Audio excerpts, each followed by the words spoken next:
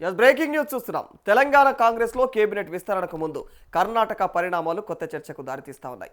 పొరుగు రాష్ట్రంలో మంత్రివర్గ ఏదైతే పునర్వ్యవస్థీకరణ జరిగిందో ఆ తర్వాత తలెత్తినటువంటి అసంతృప్తి, సీనియర్ నేతల నిరసనలు కాంగ్రెస్ అధిష్టానానికి కీలక సంకేతాలుగా మారిపోతా ఉన్నాయి.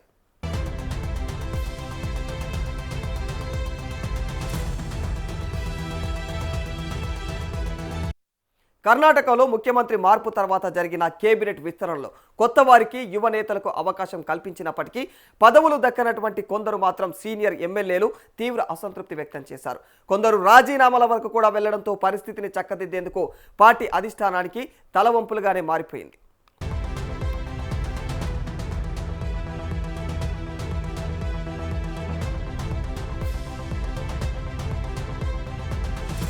ఈ పరిణామాలను తెలంగాణ కాంగ్రెస్ నాయకత్వం నిశితంగా పరిశీలిస్తున్నట్లుగా తెలుస్తోంది.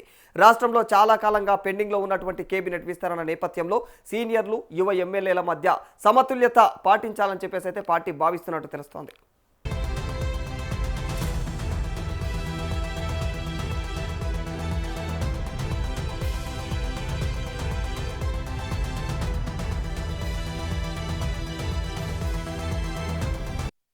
ముఖ్యమంత్రి రేవంత్ రెడ్డి యువ నాయకత్వానికి ప్రాధాన్యత ఇవ్వాలనేటువంటి ఆలోచనలో ఉన్నప్పటికీ దశాబ్దాలుగా పార్టీకి అండగా ఉన్నటువంటి సీనియర్ నేతలను పూర్తిగా పక్కన పెట్టకుండా జాగ్రత్తలు తీసుకోవాలని భావిస్తున్నట్లుగా కూడా తెలుస్తూ ఉంది. ఇప్పటికే Reddy, SC, BC, ST, minority లాంటి ఈ సామాజిక వర్గాల నుంచి అయితే ఇక పలువురు నేతలు మంత్రి పదవుల కోసం ఆశలు పెట్టుకున్నట్లుగా కూడా తెలుస్తోంది.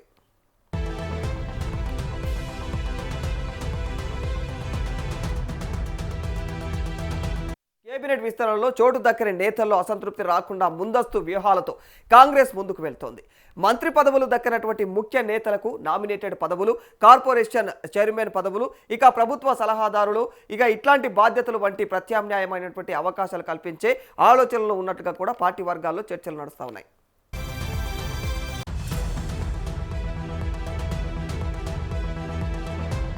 అంతేకాకుండా ఉమ్మడి జిల్లాల ప్రాతినిధ్యం, సామాజిక సమీకరణాలు దెబ్బతినకుండా కేబినెట్ కూర్పు ఉండేలాగా అయితే కసరత్తులు చేస్తున్నట్లుగా సమాచారం.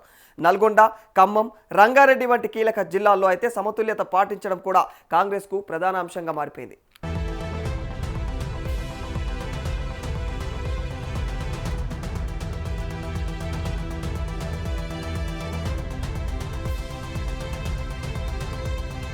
కర్ణాటకలో మాదిరిగా కేబినెట్ విస్తరణ తర్వాత అసంతృప్తి తలెత్తకుండా ముందుగానే నేతలతో సంప్రదింపులు జరపాలని కాంగ్రెస్ అధిష్టానం భావిస్తున్నట్లుగా తెలుస్తోంది. ఎవరికి ఏ బాధ్యత ఇవ్వాలనేటువంటి అంశంపైన స్పష్టమైనటువంటి ప్రణాళికతో ముందుకు వెళ్లాలని నిర్ణయించినట్లుగా కూడా సమాచారం.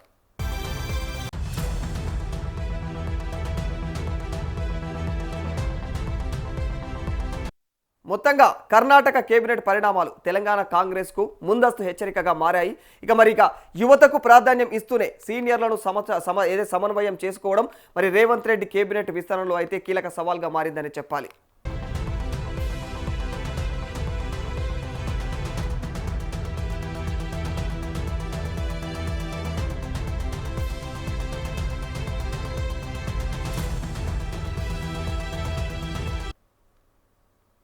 రైట్, మరి ఇదే అంశానికి సంబంధించి మరింత సమాచారం మా ప్రతినిధి బబిత అందజేస్తారు.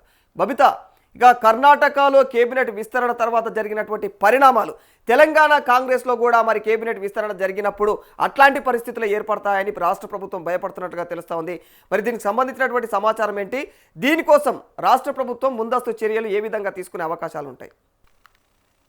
ఎస్ రాధాకృష్ణ, అంటే తెలంగాణ కేబినెట్ విస్తరణపై అయితే కర్ణాటక ఎఫెక్ట్ అంటే సీనియర్ల అసంతృప్తిపై అయితే కాంగ్రెస్ కొంచెం అప్రమత్తంగానే ఉందనే చెప్పాలి. అంటే మంత్రి పదవుల కసరత్తులో రేవంత్ సర్కార్ యువతకి ఎక్కువగా ఛాన్స్ ఇస్తున్నట్టుగా కూడా తెలుస్తోంది. అంటే చూస్తున్నాం మనం, ఉన్న ఎమ్మెల్సీ పదవుల కోసం కూడా కసరత్తు స్టార్ట్ చేశారు. అలాగే సీనియర్లకు భరోసా ఇస్తూనే కేబినెట్ విస్తరణకు ముందే సమన్వయ వ్యూహం కూడా చూస్తున్నారు వాళ్ళు. అలాగే ఆశావాహ ఎమ్మెల్యేలపై అయితే కాంగ్రెస్ గట్టిగా ఫోకస్ చేసిందనే చెప్పాలి.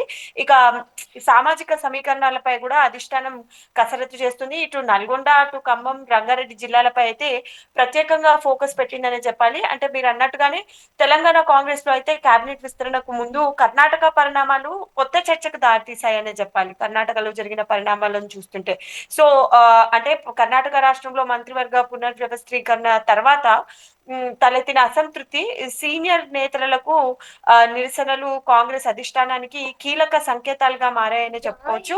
అయితే కర్ణాటకలో ముఖ్యమంత్రి మార్పు తర్వాత జరిగిన కేబినెట్ విస్తరణలు మాత్రం కొత్త వారికి అలాగే యంగ్ జనరేషన్ ఇప్పుడున్న యువ నేతలకు అవకాశం కల్పించినప్పటికీ కూడా పదవులు దక్కని కొంతమంది సీనియర్ ఎమ్మెల్యేలు చాలా డిసప్పాయింట్మెంట్ అయితే వ్యక్తం చేశారు.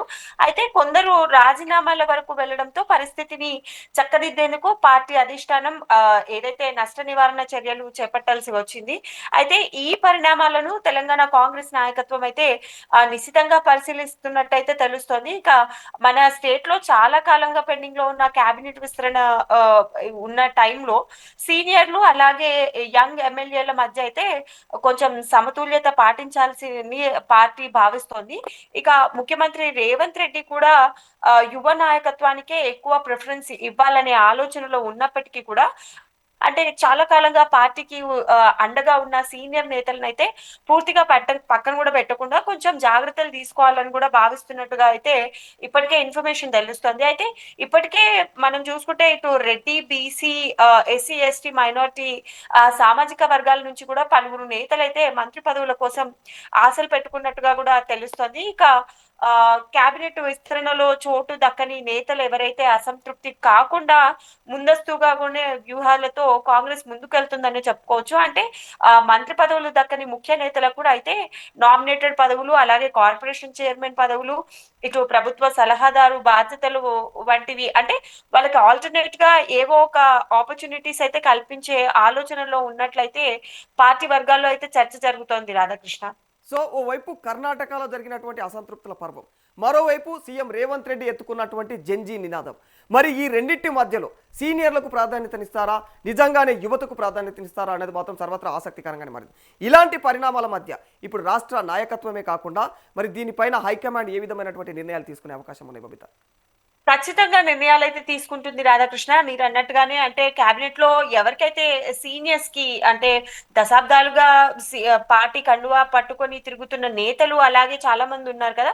సో వాళ్ళకైతే మంత్రి పదవులు దక్కని ముఖ్య నేతలు ఎవరైతే ఉన్నారో వాళ్ళకి నామినేటెడ్ పదవులు అలాగే కార్పొరేషన్ చైర్మన్ ఇంకా ప్రభుత్వ సలహాదారు రెస్పాన్సిబిలిటీస్ లాంటివి కూడా చాలా అవకాశాలు కల్పించే మార్గంలో కూడా ఉన్నట్టుగా తెలుస్తుంది. ఇంకా అంతేకాకుండా ఉమ్మడి జిల్లాల ప్రాతినిధ్యం సామాజిక సమీకరణాలు దెబ్బతినకుండా కేబినెట్ కూర్పు ఉండేలా కసరత్తు చేస్తున్నట్లుగా కూడా సమాచారం అందుతుంది. ఇక ఖమ్మం రంగారెడ్డి వంటి కీలక జిల్లాల్లో కూడా సమన్వయం పాటిస్తూ సమతుల్యత పాటించడం కూడా కాంగ్రెస్ కు ప్రధాన అంశంగానే మారిందని చెప్పాలి. అంటే కర్ణాటకలో మాదిరిగా కేబినెట్ విస్తరణ తర్వాత కొంచెం డిసప్పాయింట్స్ తలెత్తకుండా ముందుగానే నేతలతో వీళ్ళు సంప్రదింపులు జరపాలని అలాగే కాంగ్రెస్ అధిష్టానం భావిస్తున్నట్టుగా కూడా తెలుస్తోంది.